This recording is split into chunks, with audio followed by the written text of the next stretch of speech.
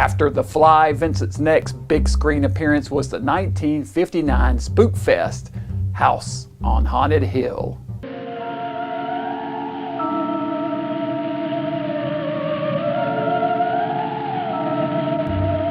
Eccentric millionaire Frederick Loren, played by Vincent Price, invites 5 strangers to a party in a gloomy mansion he has rented for the occasion. The guests arrive during the night via a funeral procession led by a hearse. Loren offers $10,000 to anyone who can spend the night inside the house, but there's a catch. The house is haunted and the spirits are restless.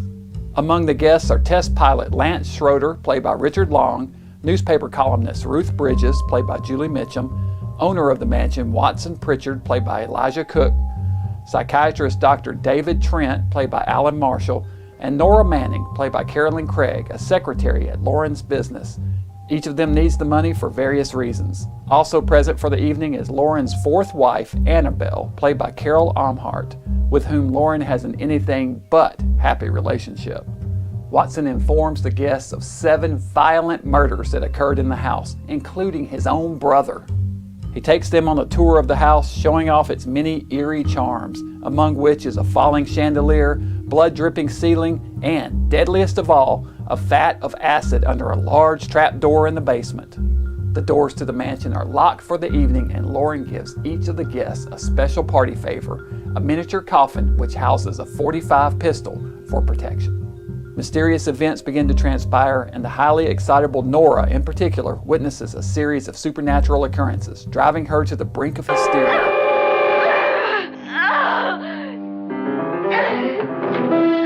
That evening, there is a scream from the stairwell, and Annabelle is discovered hanging by the neck. At first labeled suicide, the guests later begin to suspect murder. We later discover that Annabelle is, in fact, still very much alive and carrying out an elaborate hoax with the assistance of Dr. Trent to try to push Nora into killing Frederick Loren. When she witnesses Annabelle's ghostly form floating outside her window, Nora panics, rushing fear-stricken into the cellar, where she encounters Frederick and shoots him.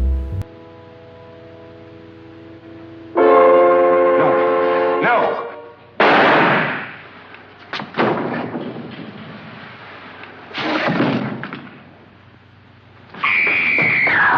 Dr. Trent enters from a secret entrance.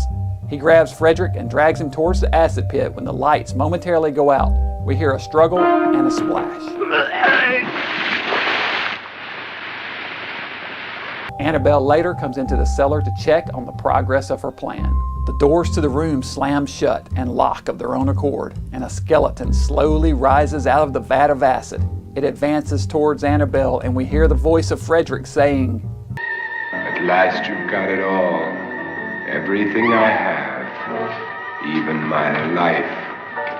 But you're not going to live to enjoy it. Come with me, murderess. Come with me." Annabelle freezes, screaming in fear, and the skeleton pushes her into the vat of acid. Frederick then emerges from the shadows, operating a rig with wires that he used to control the skeleton like a life-size marionette. It turns out Frederick knew about Annabelle and Trent's plan all along. The crime you two planned was indeed perfect. Only the victim is alive and the murderers are not. It's a pity you didn't know when you started your game of murder that I was playing too. The remainder of the guests head to the cellar and find Frederick still alive, to Nora's surprise. He tells them that their guns were loaded with blanks, then informs them of Annabelle and Trent's plan, and that they are both dead.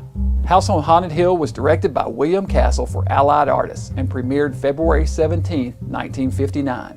Castle was a master showman and famous for his use of promotional gimmicks to enhance his films. For this one, he introduced a technique of emergo, which consisted of a life-size skeleton suspended over the theater audience at precisely the moment the skeleton appeared on screen. Audiences loved it, as cheesy as it was, and the film was a huge box office success. The house used in the film was an unusual choice for a haunted house. It was the famous Ennis House in Los Angeles, designed by Frank Lloyd Wright, an enormous concrete structure based on Mayan architecture. Both the interior and exterior of the building have been used in a number of films since.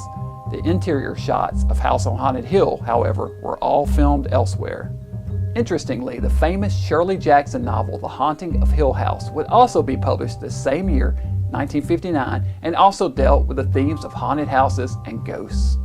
It would be adapted for the big screen in 1963 as The Haunting, a film which played it straight and is perhaps the greatest ghost story movie of all time. House on Haunted Hill, however, was filmed with tongue planted firmly in cheek. Vincent Price gives a fantastic performance as the suave Frederick Loren. This film is, in many ways, in my mind, the ultimate Vincent Price movie. When I think of Vincent Price, it's his performance in this movie that comes to my mind first. And in fact, his performance in this film was one of my main influences to become a TV horror host. Next up, Price will be reunited with actor Victor Mature in the 1959 film The Big Circus. That's cheerful.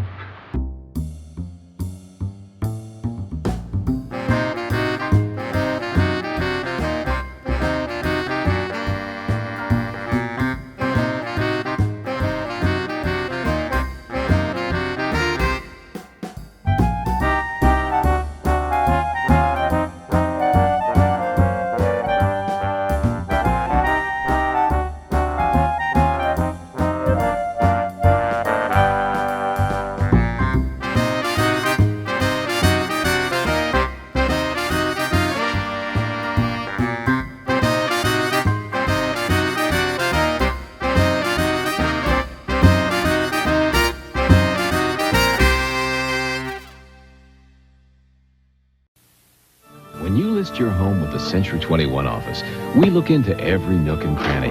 Because to find the right buyer quickly, we've got to know what makes your home special. Well, I'll pick you up in 10 minutes, and believe me, you're going to love it. Last year, we put 1.5 million buyers and sellers together, one home at a time. It's perfect. I do hope he comes with the house. Century 21, the largest real estate organization in the world.